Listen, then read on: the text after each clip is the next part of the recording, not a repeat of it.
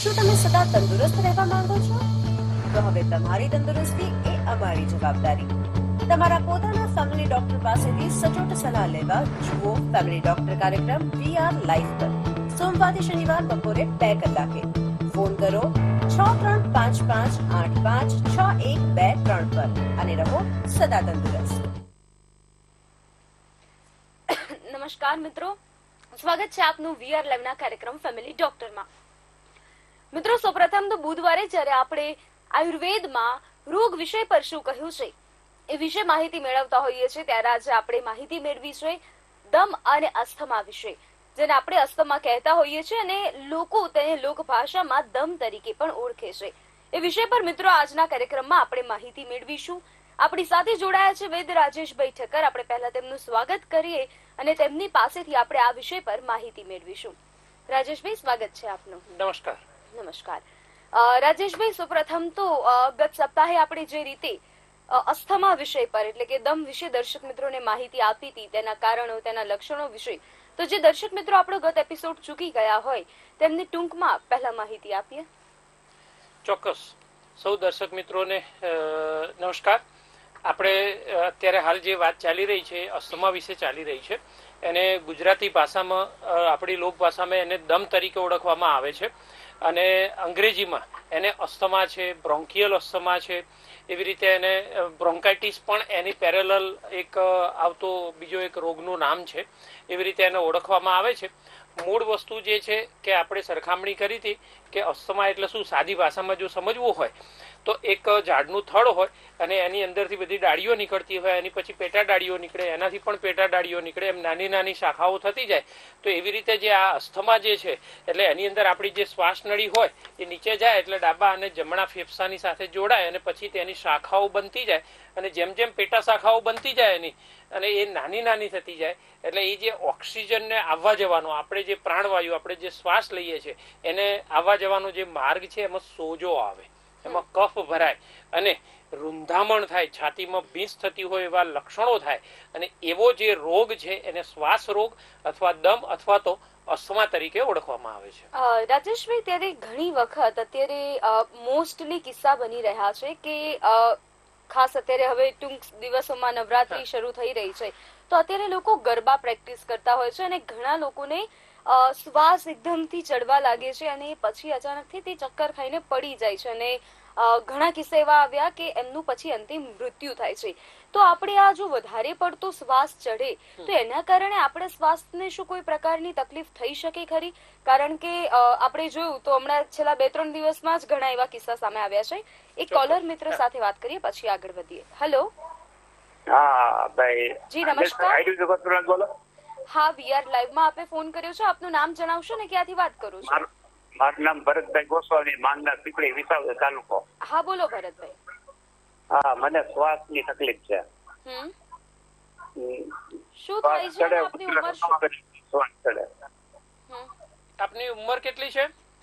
મારી ઉંમર છે 62 વર્ષ. કેટલા વર્ષથી શ્વાસની તકલીફ છે?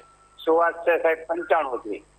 અચ્છા, એટલે 1995. હા, ખાસા લગભગ 28-30 વર્ષથી છે. અને અત્યારે કઈ દવા ચાલુ છે બધી, પંપ ને વગેરે? હા, આયુર્વેદિક ચાલુ છે જુનાગઢ પંચેશ્વરની. સારું. અને બીજી કોઈ પણ પંપ વગેરે લો છો દવાઓ? અટાણે આયુર્વેદિક દવા ચાલુ છે, ત્રિભુવન કીર્તિ રસ ને એવી. Okay okay okay. તમને શું તકલીફ થાય છે? પ્રશ્ન શું છે, બોલો. હા, પંપ છે, ઓલો ઓટો આવે ને, પંપ લઉં છું. હા, બરાબર, રોટો કે. હા હા હા, પ્રશ્ન બોલો. મને પેટ ફૂલી જાય, પેટ એકદમ ફૂલી જાય છે, આમ ભાઈરે થઈ જાય શ્વાસ લેવા માટે, ક્યારેક કૂતરા ટોપ નીકળે એકદમ બાઈક. બરાબર.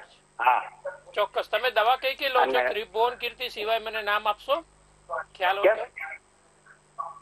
હાલો. હા, તમને ખ્યાલ હોય તો ત્રિભુવન કીર્તિ સિવાય બીજી કઈ દવા લો છો? બીજી તો સાહેબ મને લાગે છે પિત્તોપ્લાઝી નો પાવડર એવું લાગે. ઠીક છે, ઠીક છે, ચોક્કસ ચોક્કસ. હા, હું તમને ઔષધો પિત્તોપ્લાઝી પાવડર. હા હા હા. અવાજ આવે? પિત્તોપ્લાઝી પાવડર. હા હા, ખ્યાલ આવી ગયો. જી, આપ આપનો પ્રશ્નનો હું આપનો જવાબ આપું છું. તમારો ફોન કપાય છે, ટીવી ઉપર અવાજ સાંભળો તમે. જી રાજેશભાઈ. હા, એટલે એમને અસ્થમા છે ખાસા 28-30 વર્ષથી છે. એટલે અસ્થમા જનરલી 5 વર્ષથી જૂનો થાય એટલે મટાડવો ખૂબ અઘરો હોય. પણ નિયમિત જો આયુર્વેદ સારવાર લેવામાં આવે અને સાચા અને સારા જ્ઞાનવાન અને અનુભવી વૈદ્ય હોય કે જેને આ મટાડવાની સૂઝબૂઝ ધરાવતા હોય તો એ સમર્પિત આયુર્વેદને સમર્પિત વૈદ્ય હોય તો બહુ સારી રીતે આ રોગને કેટલાક કેસમાં મટાડી પણ શકાય. હવે અહીંયા એમને જે આપણે જવાબ આપીએ છીએ એમને થોડા પરિવર્તનની જરૂર છે. જે સિતોપલાદી ચૂર્ણ લઈ રહ્યા છે એ સિતોપલાદી ચૂર્ણ ચાલુ રાખવાનું છે. એની અંદર શુદ્ધ ટંકણ 10 ગ્રામ અને શૃંગ ભસ્મ 10 ગ્રામ એવી રીતે ઉમેરવાનું છે. એટલે 100 ગ્રામ સિતોપલાદી ચૂર્ણ હોય તો 10 ગ્રામ શુદ્ધ ટંકણ અને 10 ગ્રામ શૃંગ ભસ્મ એ અંદર મિશ્ર કરવાની છે અને એમાંથી પછી 1 ચમચી મધ સાથે ચાટી જવાનું. એમને બીજો એક ત્રિભુવન કીર્તિ રસને હું બંધ કરવાની ભલામણ કરું છું અને એને બદલે શ્વાસ કુઠાર રસ આ નામની ગોળી આવે છે, 2 ગોળી સવાર સાંજ મધ સાથે લેવાની આપણે ભલામણ કરીએ છીએ. જી બિલકુલ. રાજેશભાઈ, ત્યારે જે પ્રમાણે મેં આપને વાત કરી કે આ જો શ્વાસ ચઢે છે, ફૂલે છે અને એની આપણે સારવાર નથી કરતા તો એ પછી શું કોઈ ગંભીર સ્વરૂપમાં આગળ આપણને પરિણમી શકે ખરી? હા, તે જે ધ્વનિ પ્રશ્ન કર્યો હતો ને એ અત્યારે હાલ જે જોવા મળી રહ્યું છે થોડુંક હૃદયની સાથે સંબંધિત છે કે હૃદયની અંદર અચાનક જ અત્યારે 19-25 વર્ષના અને 30-30 વર્ષના યુવાનોને અચાનક એટેક આવી રહ્યા છે. એમાં ફેફસા સંબંધિત એટલી તકલીફો નથી પણ એ હૃદયની સાથે છે. હજી એના સંશોધનને બધું બહાર આવવું જોઈએ કેમ કે આ કદાચ કોઈ વેક્સિનની આડઅસર સ્વરૂપે કે બીજા કોઈ સ્વરૂપે આવું ક્યારેય પહેલા જોવા નથી મળ્યું. એવું બધું અત્યારે જોવા મળી રહ્યું છે. આજે પણ સમાચારમાં છે કે 19 વર્ષના એક યુવાનને એટેક આવ્યો ગરબા રમતા રમતા અને દરરોજ આપણે જોઈ રહ્યા છીએ કે આ વસ્તુ બની રહી છે.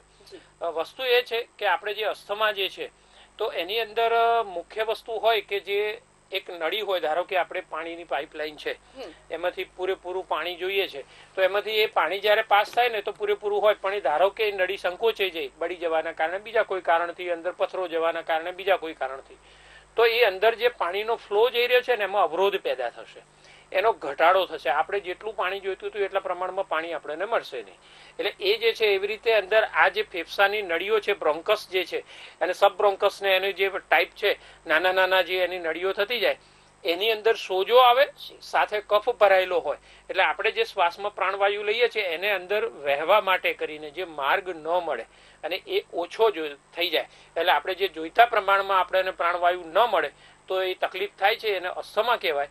હકીકત એવી વસ્તુ છે કે આપણે એક સમજી લો કે કોઈ પણ કાર્ય કરીએ 1 મિનિટ માટે પણ આપણે ઓક્સિજન વગર ચાલવાનું નથી. તમે દોડો છો, ચાલો છો, સીડી ચડો છો, બીજા કોઈ કાર્ય કરો છો તો એ જે શરીરના પગના સ્નાયુઓ છે, હાથના કાર્યો કોઈ કરીએ છીએ તો એ હાથના સ્નાયુઓ છે એ બધાને ઉર્જા જોઈએ છે. ઉર્જા વગર 1 મિનિટ પણ શક્ય નથી. તો એ જે ઓક્સિજન સ્વરૂપમાં જે આપણને ઉર્જા મળે છે, ગ્લુકોઝના સ્વરૂપમાં તો મળે છે પણ ઓક્સિજનના સ્વરૂપમાં, તો એ જે તાજો પ્રાણવાયુ જે છે એ ફેફસા દ્વારા લઈ અને હૃદય દ્વારા પછી પ્રોસેસ થઈને આખા શરીરમાં પહોંચાડવામાં આવે છે. 1 મિનિટે એ હૃદય ને ફેફસા રાહ નથી જોતા, એમને અટકવાનો ભગવાને આદેશ નથી આપ્યો અને એ જયારે તકલીફ થાય તો આવા મહારોગોની ઉત્પત્તિ કરાવે. એટલે મૂળ પ્રશ્ન એ છે કે આવા જે અંગો આપ્યા છે એને આપણે સાચવવાના છે. કેટલાય લોકો એ સ્મોકિંગ છે, તમાકુ જે છે એ અસ્થમાનું બહુ જ મોટું કારણ છે. લગભગ 35 થી 38% કેસ જે છે સ્મોકર્સ કફ, એટલે કે જે અસ્થમા હોય, બ્રોન્કિયલ અસ્થમા, એને અંદર જે એલર્જીના કારણો હોય, તમાકુ વગેરે વ્યસનના કારણો છે, કફ વગેરે કારણો છે, ઠંડકવાળી વસ્તુ, એન્વાયરમેન્ટલ ફેક્ટર, આવા બધા કારણો હોય છે. જેનેટિક ફેક્ટર, વારસાગત કારણો પણ હોય. પણ એમાં 35 થી 38% કેસમાં ધૂમ્રપાન જે છે બહુ મોટું કારણ છે. આ ફેફસા પછી કેપેસિટી વાળા નથી રહેતા અને એ અંદર તમાકુમાં રહેલું નિકોટીનને કારણે એની અંદર જે કાર્યક્ષમતામાં ઘટાડો આવે અને લાંબા ગાળાનો કાયમી સોજો આવી જાય એટલે એમાંથી સ્મોકર્સ કફ અથવા બ્રોન્કિયલ અસ્થમા જે છે એ ડેવલપ થઈ શકે.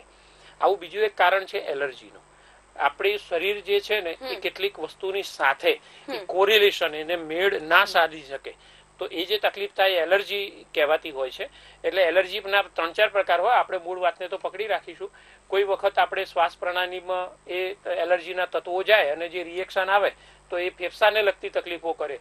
ખાવા પીવામાં આવે, કોઈ પાણી, કોઈ વસ્તુ, ખોરાક અને પેટમાં જઈને એલર્જી કરે તો એ આપણને ઝાડા ઉલટી વગેરે કરી શકે અથવા એ વસ્તુ પચે નહીં. એવી રીતે કેટલાક લોકોને સ્કિનની પણ એલર્જી, ખાવા પીવાથી, કોઈ વસ્તુના સંપર્કમાં આવવાથી ચામડીની એલર્જી થાય. આપણે આજે વાત કરવી છે રેસ્પિરેટરી ની એલર્જીની. તો એ અસ્થમાનું જે કારણ છે એમાં એક રેસ્પિરેટરીના એલર્જન્સ પણ બહુ મહત્વના ભાગ ભજવે છે. ધૂળ ધુમાડો છે, કંઈક વસંત ઋતુ હોય ત્યારે પોલોન્સ બહુ ફેલાતી હોય, બધી પરાગરજ ને જે છે પુંકેસર ને સ્ત્રીકેસર જે છે એનું સતત એ વખતે ઉડવાનું વધારે થતું હોય, નવો પાક લેવાતો હોય ત્યારે, એ નવેમ્બર મહિનામાં છે, એ માર્ચ મહિનાની આસપાસ છે, એ જે છે તો એની જે રજ જે છે એ પણ હવામાં ઉડતી હોય છે. અતિશય ફેક્ટરી વાળું કે એવું એરિયા હોય, કોઈ જીઆઈડીસી વાળા કે એવા જે છે, તો એવા પ્રદેશોમાં રહેતા લોકોને પણ જેના ફેફસા નબળા પડી ગયા હોય અને દોષ વધારે હોય તો આ રોગ થઈ શકે. આપણે એનાથી બચવાનું છે.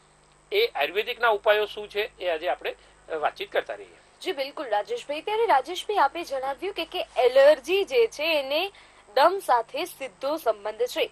ત્યારે મહત્વની વાત એ થાય છે કે હવે એ વસ્તુથી આપણને એલર્જી થઈ છે એ વિષય પર આપણને જાણકારી કઈ રીતે મળી શકે? શું કોઈ રિપોર્ટ કરાવવાનો થતો હોય છે કે જે નિષ્ણાંત હોય છે તે તેમના એક્સપિરિયન્સ અનુસાર આ વસ્તુ કહી શકતા હોય છે? હા, એનો રિપોર્ટ થઈ શકે છે. ઇમ્યુનોગ્લોબ્યુલિનનો એક તપાસ થતી હોય છે, એટલે સિરમ IgE નામનું એક તપાસ થતી હોય, અને બે રીતે તપાસ થાય છે. એક સંપૂર્ણ તપાસ થાય, એટલે તમારા શરીરમાં જેટલા પણ એન્ટીબોડીઝ બન્યા હોય, ધારો કે તમે ઘઉં ખાઓ છો, કોઈ તમારા શરીરની ડસ્ટ છે, તમારા કોઈ ટોમેટો વગેરે શાકભાજી વગેરે છે, ફળ ફ્રૂટ છે, કોઈ ઝાડ વસ્તુનું કોઈ તત્વો છે, કોઈ પંખીની ધારો કે કોઈ વસ્તુઓ પ્રોડક્ટ છે એના સંપર્કમાં આવવાથી તમને આ તકલીફ થાય, તો આવી લગભગ 100-125 જેટલી વસ્તુઓનું એક લિસ્ટ બને છે. તમારા લોહીનું સેમ્પલ લઈ અને એની સ્લાઇડ બનાવીને એમાંથી એક ટેસ્ટિંગ કરવામાં આવે, અને જે ટેસ્ટિંગ થાય એટલે તમને એ વસ્તુથી એલર્જી છે તો એનું પ્રમાણ તમને કાઢીને આપવામાં આવે, અને એનું પ્રમાણ એક ચોક્કસ ધારાધોરણથી જો વધારે આવતું હોય તો તમને એ વસ્તુની એલર્જી છે એવું સાબિત થાય છે. ધારો કે એક વ્યક્તિને ટોમેટોથી એલર્જી હોય ને બીજીને ના હોય, તો એ ટોમેટો ખસે તો એને તકલીફ થઈ શકે. એવી રીતે રજકણ વગેરે જે હોય તો ફૂલ રિપોર્ટ જે છે એ 3000 થી 5000 ની આસપાસનો ખર્ચ થતો હોય. કદાચ એ ન કરાવો તો એક સંપૂર્ણ પ્રમાણ આવે, ટોટલ એલર્જીના તત્વોનું પ્રમાણ, એટલે ટોટલ સિરમ IgE કહેવાય છે. આપણે દર્શક મિત્ર સાથે વાત કરી લઈએ, પછી વાત કરીશું. જી હેલો. હેલો. હા જી નમસ્કાર. આપનું નામ જણાવશો ને ક્યાંથી વાત કરો છો? હાજી, ભાવનગરથી જીતુભાઈ બોલું છું. જી જીતુભાઈ, આપના ટીવી નો અવાજ બંધ કરી અને આપ આપનો પ્રશ્ન પૂછી શકો છો. હા, મારા માનસિક બીમાર છે અને અત્યારે દવા ચાલુ છે, અને એનું વજન છે 109 કિલો અને શ્વાસ ચડે છે બેન. ઓકે, શ્વાસ ચડે છે. અને કેટલા વર્ષથી માનસિક રોગોની દવા ચાલુ છે? લગભગ 25 વર્ષ છે. ઓકે, અને પેલા લગભગ 10 વર્ષ પહેલા કેટલું વજન હતું? એનું 63 કિલો વજન હતું. હા, એટલે એમાં કેવું છે કે જે માનસિક રોગોની કેટલીક દવાઓ છે એનાથી ખૂબ વજન વધતું હોય છે, એની આડઅસરો હોય છે. એટલે એ વજન આટલું બધું વધારે હોય તો એ જે છે હૃદયને શ્રમ પડવાનું થાય, એટલે એ પણ એક કારણ બની શકે છે. એમને કોઈ ફેફસાને લગતી કોઈ તકલીફ ખરી? ફેફસાને લગતી કોઈ તકલીફ, એમને ખાંસી કે કફ ને વગેરે કઈ? ના સાહેબ, એવું કોઈ નથી. ઓકે, અને એમને ઉંમર કેટલી છે? ઉંમર એની છે 36 વર્ષ. 36 વર્ષની છે. હાજી. અચ્છા. અને તો આટલા બધા વર્ષોથી એમને તકલીફ છે અને 109 કિલો વજન છે? હાજી સાહેબ, એને દવાના હિસાબે વજન વધી ગયું, ECG ને એવું બધું લેતા છે. ઓકે. હા, એટલે એની આડઅસર થઈ રહી છે દવાઓની. મારી દ્રષ્ટિએ તમારે આયુર્વેદિક સારવાર જે છે એ તમારી જે સારવાર ચાલુ રહી છે એની સાથે આયુર્વેદિક સારવાર લેવી જોઈએ, જેથી કરીને હવે વધુ વજન વધતું અટકે અને જે વધેલું છે થોડું ઘટી પણ શકે. કેમ કે આ લાંબા ગાળાનું આયોજન છે, તેમ વર્ષો સુધી તમે જેમ 15, 20, 25 વર્ષો સુધી એલોપેથી સારવાર ઉપર ભરોસો રાખો છો, એવી રીતે ભરોસો આયુર્વેદ સારવાર ઉપર રાખીને તમારે સમાંતર સારવાર કરાવવી જોઈએ, તો જેથી કરીને હવે નવી તકલીફ ન થાય. હું કેટલાક ઉપાયો બતાવું છું, અને જે છે કે તમારે એમને શ્વાસ ચડે છે જે એના માટેના, એટલે થોડું વજન ઘટે અને હૃદયને પણ બળ મળે એ માટેના. જી બિલકુલ. આવા દર્દીઓ હોય ત્યારે અમે કહેતા હોઈએ છીએ કે શક્ય બને તો તમે નિસર્ગ આયુર્વેદનો જે નીચે નંબર આવે છે લાલ પટ્ટીમાં, ત્યાં રૂબરૂ એમને કન્સલ્ટિંગ માટે આવવું હોય અથવા ફોન કન્સલ્ટિંગ કે વિડીયો ઓડિયો કન્સલ્ટિંગ કરાવવું હોય તો થઈ શકે છે. ત્યાં ફોન કરી અને પૂછપરછ કરી શકે છે. ઘેર બેઠા કુરિયરથી પણ ઔષધો મોકલવાની વ્યવસ્થા છે. હવે રહી વાત એમને જે સારવાર લેવાની છે તો એમાં એક માનસ મિત્ર વટક નામની એક હું ઔષધ સૂચવું છું. એ નિયમિત રીતે એમની માનસિક રોગોની એલોપેથી સારવારની સાથે આયુર્વેદિક સારવાર ચાલુ રાખે. હૃદયને બળ આપવા માટે અને વજન થોડું ઘટે એ માટે 2 ઔષધ એમને સૂચવું છું. એક છે ત્રયુષ્ણાદી લોહ છે, એમાંથી 2 ગોળી લેવાની, અને હૃદય આર્ણવ રસ છે એ 1 ગોળી લેવાની છે. આટલું કરવાથી એઝ એ હોલ એમને શ્વાસમાં પણ સારું, નવું વજન જે છે એ વધતું અટકે અને એમને બધી તરીકે ફાયદો થશે. જી બિલકુલ રાજેશભાઈ. અત્યારે રાજેશભાઈ આપ જે રિપોર્ટ વિશે માહિતી આપી રહ્યા હતા. સિરમ IgE નો રિપોર્ટ છે, એટલે આખા એલર્જીનું ફૂલ પ્રોફાઇલ 3000 થી 5000 ની આસપાસનો ખર્ચો થઈ શકે ને એ 200 થી 400 રૂપિયામાં એનું ખાલી કુલ તત્વોનું પ્રમાણ કાઢી આપે લેબોરેટરીમાં. એ લગભગ મોટા ભાગની લેબોરેટરીમાં થઈ શકે. તો એ તપાસ કરવામાં આવે ને જો વધારે આવે, લગભગ અંદાજે તમે એવું સમજી લો કે 150 થી વધારે આવતું હોય તો મેં મારી જિંદગીમાં એ 500, 600, 700, 800, 1000 થી માંડી અને 2200, 3200 સુધીના જોયા છે. બરાબર છે. એટલે 1000 ઉપર જાય ને એટલે વ્યક્તિને ખૂબ તકલીફ થાય. એટલે એ ફેફસાની પણ તકલીફ હોઈ શકે, પાચન પ્રણાલીની કે ચામડીને લગતી કે લોહી બગાડને લગતી પણ એલર્જી હોઈ શકે છે.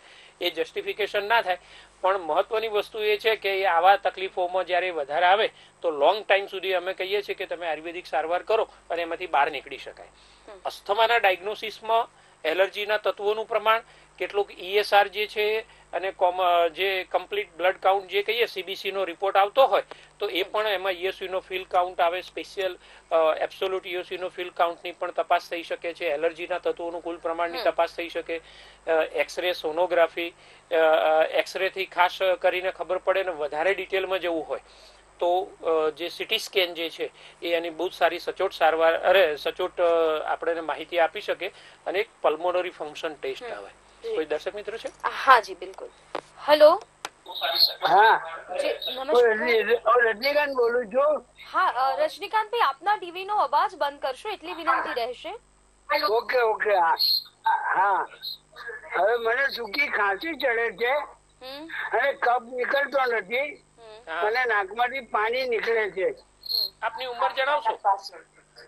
ખાંસી ચડે ને તો આમ હાફ જેવું લાગે છે. આપની ઉંમર કેટલી છે?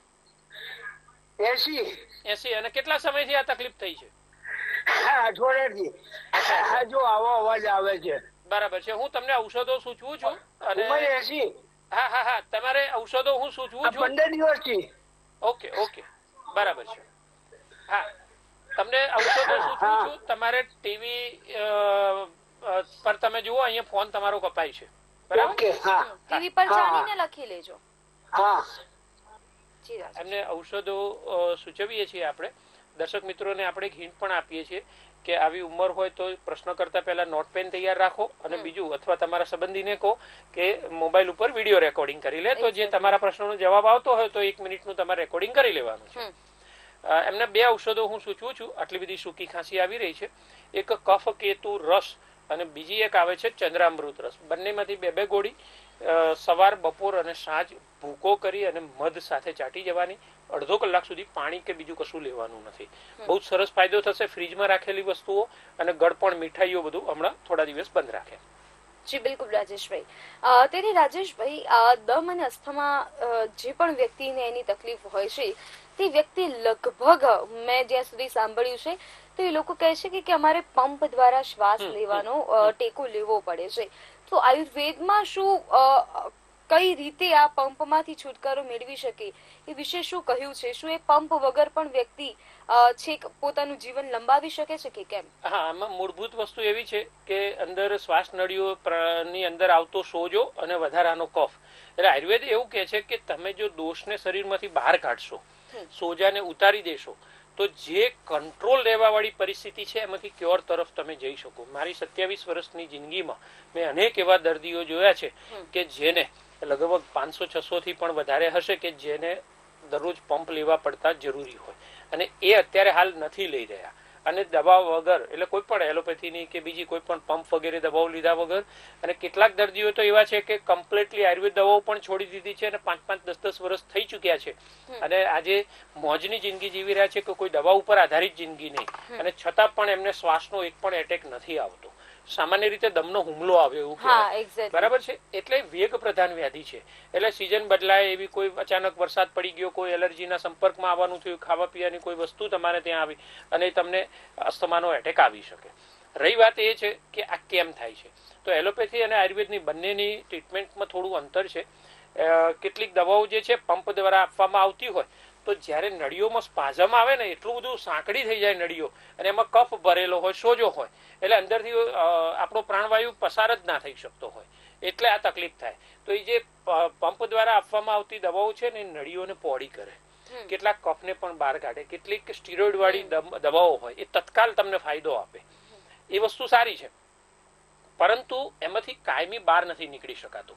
આયુર્વેદની અંદર મેં જોયું છે કે નિયમિત રીતે જે લોકો આ કરે છે, તો જે અંદર લોઝ થયેલો છે, અંદર ડિપોઝિટ થયેલો છે કફને, એ દોષને, એ વાયુ અને કફ દોષને જો બહાર કાઢવામાં આવે અને સામાન્ય અવસ્થામાં આવી જાય, નવો કફ બનતો અટકી જાય અને પરેજી સાથે જો જીવન જીવવામાં આવે તો અનેક દર્દીઓ સારું જીવન જીવી શકે છે. કોઈ પણ એમને પંપની પણ જરૂર નથી પડતી.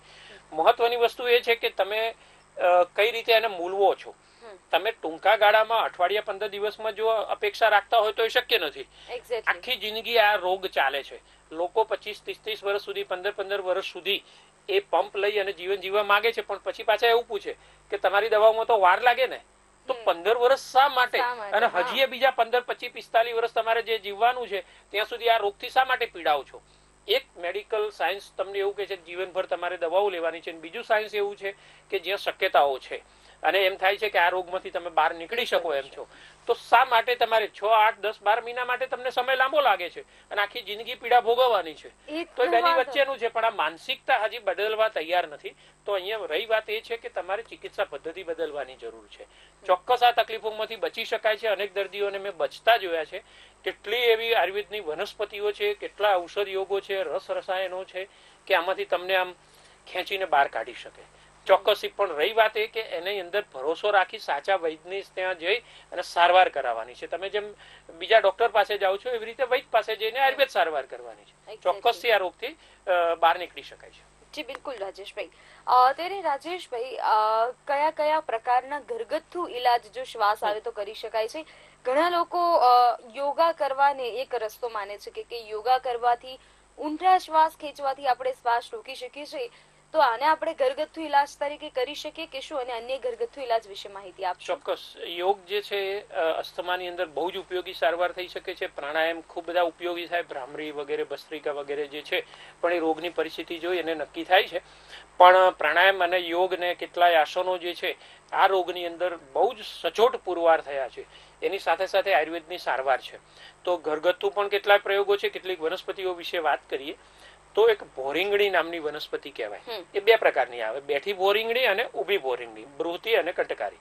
તો એ બંને પ્રકારની ભોરીંગણી છે આ રોગની અંદર બહુ જ સરસ કામ આપે છે. આખું પંચાંગ પણ એનું કામ આપી શકે, એના ફળો કામ આપી શકે છે, એના પાંદડાઓમાં પણ એ ઔષધીય તત્વ છે. એના મૂળમાં તો સૌથી વધારે, એટલે બેઠી ભોરીંગણી અને ઊભી ભોરીંગણી એ બંનેના મૂળની અંદર સૌથી વધારે ઔષધીય તત્વો છે. આયુર્વેદમાં એ ઔષધિઓ વપરાય છે. 10 મૂલ ક્વાથ નામની ઔષધિ આવે છે. આ બૃહદ પંચમૂલ ક્વાથ આવે, લઘુ પંચમૂલ ક્વાથ આવે, તૃણ, એ બધા જે છે તો એની અંદર એ ઔષધિઓના મૂળ વપરાતા હોય છે. તો એ ઔષધિ એટલી બધી પાવરફુલ છે અને કફ નિસારક છે, પ્રબળ વાત સામક કીધી છે. એટલે કોઈ પણ શ્વાસ નળીમાં સંકોચ આવી અને જે દોષ વધી ગયો હોય અને નળીને પહોળી ના થવા દેતો હોય તો એ ઔષધિઓ લેવામાં આવે તો એ જે બ્રોન્કો ડાયલેટર એલોપેથી દવાઓ જે કામ કરે છે એવી દવાઓ આયુર્વેદની સોમવલ્લી નામની ઔષધિ કરે છે. સોમલતા નામની જે ઔષધિ છે એ એના ઝાડની છાલનો જો પાવડર વાપરવામાં આવે તો એ અંદર એફિડ્રા વલ્ગેરિસ નામનું એનું લેટિન નામ છે. અત્યારે હાલ હવે સાયન્સમાં પુરવાર થયું છે કે એ સોમલતા નામની જે વનસ્પતિ છે એની અંદર જે બ્રોન્કોડાયલેટર તરીકે જે વપરાય છે એ એમાંથી મળતા તત્વો જે છે એ આની સાથે મળતા આવે છે, એ જ તત્વો છે. તો કદાચ એવું બની શકે કે જેને શોધ કરી છે વૈજ્ઞાનિકે પણ આયુર્વેદના ગ્રંથોમાંથી કે આ બધું માહિતી લઈ અને એનું કેમિકલ એનાલિસિસ કરીને એ માહિતી લીધી હોય અને રો મટીરિયલનું પછી તો મેં કેટલાય સંશોધનો પણ કર્યા તો એમાંથી પણ એવું જાણવા મળ્યું છે કે આપણે કોડીન વગેરે જે દવાઓ છે એ એલોપેથીમાં જે ખૂબ વપરાય છે તો એ આયુર્વેદની વનસ્પતિમાંથી કાઢવામાં આવે છે. બરાબર છે. તો આ જયારે ખબર પડી ત્યારે મને પોતાને પણ આશ્ચર્ય થયું કે આપણને આપણી જ વનસ્પતિઓથી અંધારામાં રાખીને દૂર રાખવામાં આવ્યા છે અને એમાંથી બીજા કેમિકલ મોલેક્યુલ કાઢી અને એ અત્યારે હાલ કામ ચાલી રહ્યું છે. રહી વાત એ છે કે તો એને કુદરતી તરીકે આપણે શા માટે ન વાપરીએ? એક્ઝેક્ટલી. અરડુસી તો બધાને ઘરે ઘરે ખબર છે. આ રોગનું મહા ઔષધ છે. આયુર્વેદમાં તો એક ગ્રંથમાં એવું સરસ લખ્યું છે કે કોઈ પણ એવું અસ્થમા એટલે શ્વાસ રોગ છે, ક્ષય છે અને રક્તપિત્ત એટલે જ્યાં લોહી વહેતું હોય કે જ્યાં લોહી વહેતું બંધ ના થાય એવો એક પ્રકારના રોગો થતા હોય તો જ્યાં સુધી આ પૃથ્વી ઉપર અરડુસી નામની વનસ્પતિ છે તો કોઈ પણ ક્ષયના એટલે કે ટીબીના, શ્વાસના અને રક્તપિત્તના એટલે લોહી વહેતું બંધ ન થતું હોય તો એવા દર્દીઓએ કોઈ ચિંતા કરવાની જરૂર નથી. આવું ઋષિ મુનિઓ દમ ઠૂકીને 1000 ટનનું વજન મૂકીને એ મૂક્યા છે કે આ અરડુસી છે ત્યાં સુધી આ તમે તમારા રોગો ઉપર કાબુ મેળવી શકશો. આપણને ભરોસો નથી. આપણને શાસ્ત્રો ઉપર અને એ શાસ્ત્ર વચન ઉપર, એ ગ્રંથો ઉપર, એ સંહિતાઓ ઉપર આપણો વિશ્વાસનો અભાવ છે. મેં અનેક એવા દર્દીઓને આમાંથી બહાર નીકળતા જોયા છે. તો અરડુસી છે, બેઠી બોરીંગણી છે, ઉભી બોરીંગણી છે, સોમલત્તા છે, આ બધી એની મહા ઔષધિઓ છે. યષ્ટિમધુ પણ એમાં જેઠીમધ તરીકે જે કહેવામાં આવે છે બહુ સરસ કામ કરે છે. બહુ જ માની લો કે એક વ્યક્તિને છે ખાંસી ખૂબ આવી રહી છે અને ગળફામાં સાથે લોહી પણ આવે છે, ટીબી પણ છે અને અસ્થમા પણ છે. એવી કન્ડિશનની અંદર જેઠીમધ જેવું મહા ઔષધ કોઈ નથી. ધારો કે એમાંથી એનું લાકડું પણ આવે એ તમે ચૂસી શકો છો. કોઈ આડઅસર નથી, કોઈ નુકસાન થવાનું નથી. કુદરત કોઈ દિવસ દગો આપતી નથી. કેમિકલ ને માણસે શોધેલી દવાઓ બધું દગો આપે છે. બરાબર. તમે એની ગોળીઓ આવે, યષ્ટિમધુ ઘનવટી આવે, યષ્ટિમધુનો પાવડર આવે, એમાંથી બનતું ચાટણ આવે છે. આમાંથી જે ફાવે છે એ તમે લઈ શકો છો. એક એક ગોળી મોઢામાં રાખીને ચૂસો ને ખાંસીને અંદર તમે કંટ્રોલ કરી શકો છો. એલાદી વટી નામની એક ઔષધિ આવે છે, વ્યવસાદી વટી પણ આવે. તો એ દોષ પ્રમાણે વૈદ્ય નક્કી કરે કે વાયુ દોષ કે આ વધારે છે, પિત્ત દોષ વધારે હોય તો એલાદી કે વાપરવાનું છે. તો દોષ પ્રમાણે એ ઔષધિ જો ચૂસવામાં આવે એક એક ગોળી મોઢામાં રાખીને, અત્યારે હાલ ખાંસી આવતી હોય અને કલાક ને અડધો કલાક સુધી ચાલતી હોય અને ગળફો બહાર ન નીકળતો હોય, ખાલી 1 થી 2 મિનિટમાં આ ગોળીઓ ચૂસવાથી ગળફાને તરત પ્રવાહી કરી નાખે, લિક્વિફાઈ કરી નાખશે અને બહાર નીકળી જશે ને તમારો અસ્થમા જે અવરોધ થઈ ગયો તો શ્વાસના માર્ગમાં એ કફ નીકળી ગયો બહાર અને તમારો ઓક્સિજનની એટલે પ્રાણવાયુનું આવાગમન શરૂ થઈ ગયું અને તમારો અસ્થમાનો રોગ અત્યારે હાલ કાબુમાં, હુમલો જે થયો હતો એ કાબુમાં આવી ગયો. કેટલાય આશાવરિષ્ઠ એવા છે, કનકાસવ, સોમાસવ, આ બધી જે ઔષધિઓ છે એ વૈદ્ય નક્કી કરે. આશાવરિષ્ઠ એટલે શું? જેમાં સેલ્ફ જનરેટેડ આલ્કોહોલ હોય અને એ આખી શ્વાસ નળીઓનો સોજાને પણ ઘટાડે અને ચોખ્ખો કરીને માર્ગને ચોખ્ખો કરે, કફને બહાર કાઢી નાખે. એ પ્રભાવશાળી ઔષધિ. તો એ પણ એમાં ખૂબ સારી ઉપયોગી સાબિત થઈ શકે. જી બિલકુલ. રાજેશભાઈ, આપણે જેઠીમધના લાકડાની વાત કરી તો ઇવન જ્યારે પર્સનલ યુઝમાં બી ખાંસી ને બધું થતું હોય છે તો એ પર્સનલી ખૂબ જ સારી એક કહી શકાય આપે લોકોને ઘરગથ્થુ ઈલાજ બતાવ્યો. મને બી એનાથી ઘણો ફેર થાય છે. ત્યારે રાજેશભાઈ, પંચકર્મમાં આ દમ વિશે શું કહ્યું છે? શું પંચકર્મમાં કોઈ સારવાર ઉપલબ્ધ છે ખરી? ચોક્કસ. અને જેઠીમધનું બીજું કહી દઉં કે જે એન્કર હોય, જેને બોલવાનું છે, ગાયક કલાકાર, ડાયરાના કલાકાર, શિક્ષક છે, જેને સતત બોલવાનું છે, એવા લોકોને હું કહું છું કે તમે હંમેશા યષ્ટિમધુ ઘનવટીની ગોળી રાખો અથવા જેઠીમધનું લાકડું રાખો. તમારા સ્વરને ઉચ્ચતમ સ્તરે લઈ જાય.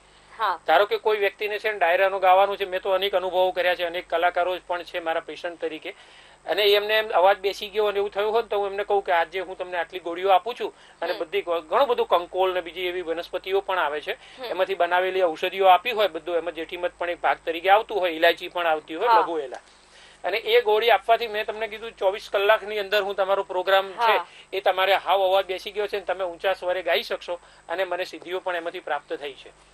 તે જે વાત કરી એ આગળની જે ટ્રીટમેન્ટ છે તો પંચકર્મ જે છે એમાં વમન કર્મ નામની એક સારવાર છે, એમાં બહુ જ ઉપયોગી સારવાર સાબિત થાય. વમન અને વિરેચન એ આયુર્વેદના મહા જે કહેવાય કે કાર્યો છે. એટલે જેમ મેજર સર્જરી હોય, મોટું સર્જરીનું પેટ ચીરવાનું કે એવું જે ઓપરેશન કરવાનું હોય ને એટલી જે કાળજી રાખવાની હોય ને એટલી કાળજી વમન અને વિરેચન નામના પંચકર્મમાં રાખવાની હોય. એટલે નિષ્ણાત વૈદ્ય વગર ક્યારેય ન કરી શકાય, ક્યારેય ઘરે પણ ના કરી શકો તમે, કેમ કે એના બહુ જ બધા નિયમો છે ને કોમ્પ્લિકેટેડ છે. જેમ ઓપરેશન કરવું હોય તો બહુ બધા ડાયાબિટીસ, બીપી નું ટેસ્ટ કરવું પડે, પછી તમારે આ થાય, તમારા શરીરની પરિસ્થિતિઓ જોવી પડે, બીપી માપવું પડે, ડાયાબિટીસ માપવું પડે, પછી ઓપરેશનની ચીરફાડની પ્રોસેસ થાય.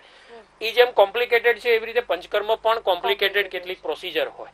એ નિષ્ણાત વૈદ્ય હોય, એ ભણેલા હોય, ક્વોલિફાઈડ હોય, એ લોકો એને કરી શકે. પણ વમન જે છે, ઉર્ધ્વ માર્ગમાં રહેલા કફને આમ ખેંચીને સ્ત્રોતસમાં લીન થઈ ગયેલા, ડીપ રૂટેડ છે એવા કફને ખેંચીને કાઢવાનું કામ જે છે એ વમન કરી શકે છે. એટલે વમન કર્મ જે છે એ વૈદ્યના નિષ્ણાતની પાસે રહી, પંચકર્મ નિષ્ણાત વૈદ્ય પાસે, અને વમન કર્મ કરાવી શકાય. ને એવી રીતે વિરેચન જે છે, તમકેતુ વિરેચનમ, એટલે તમક શ્વાસ નામના અસ્થમાના આ જે રોગ છે એમાં જો વિરેચન કર્મ પણ કરાવવામાં આવે તો બહુ જ સચોટ અને એકદમ સદ્ય ફલદાયી ચિકિત્સા સાબિત થઈ શકે છે. અને અનેક દર્દીઓને શ્વાસમાંથી મેં બહાર નીકળતા જોયા છે પંચકર્મની આ પ્રોસેસના કારણે. એક્ઝેક્ટલી. રાજેશભાઈ, આપે અમારી સાથે જોડાઈને દર્શક મિત્રોને દમ અને અસ્થમા વિશે ખૂબ ઉપયોગપૂર્ણ માહિતી જે પહોંચાડી અને જે માહિતી આપી એ બદલ આપનો ખૂબ ખૂબ આભાર. જય ધન્વંતરી, જય આયુર્વેદ. તો દર્શક મિત્રો, આજના ફેમિલી ડોક્ટર કાર્યક્રમના આ એપિસોડમાં આપણે માહિતી મેળવી કે દમ અને અસ્થમામાં માટે આયુર્વેદમાં શું કહ્યું છે અને તે જડ મૂળમાંથી મટી શકે છે, પરંતુ લાંબો સમય સુધી આપણે રાહ ન જોવી જોઈએ. જો આપણને એવી અનુભૂતિ થાય છે કે મને શ્વાસ લેવામાં તકલીફ થઈ રહી છે તો અવશ્યથી આપણે તપાસ કરાવવી જોઈએ અને નિષ્ણાંત વૈદ્યની મુલાકાત લેવી જોઈએ, જેથી કરીને આપણે રોગને આગળ વધતો અટકાવી શકીએ અને શક્ય હોય તો તેની જડ મૂળમાંથી પણ મટાડી શકીએ. ત્યારે મિત્રો, આ કાર્યક્રમનું પુનઃ પ્રસારણ આપ રાત્રે 8:30 કલાકે જોઈ શકો છો. તે ઉપરાંત VR લાઈવના ફેસબુક પેજ, યુટ્યુબ પેજ અને વેબસાઇટ પર પણ આ કાર્યક્રમ જોઈ શકો છો. આજના કાર્યક્રમમાં ફક્ત આટલું. મને અને વૈદ્ય રાજેશ ઠક્કરને રજા આપશો. નમસ્કાર. શું તમે સદા તંદુરસ્ત રહેવા માંગો છો? તો હવે તમારી તંદુરસ્તી એ અમારી જવાબદારી. તમારા પોતાના ફેમિલી ડોક્ટર પાસેથી સચોટ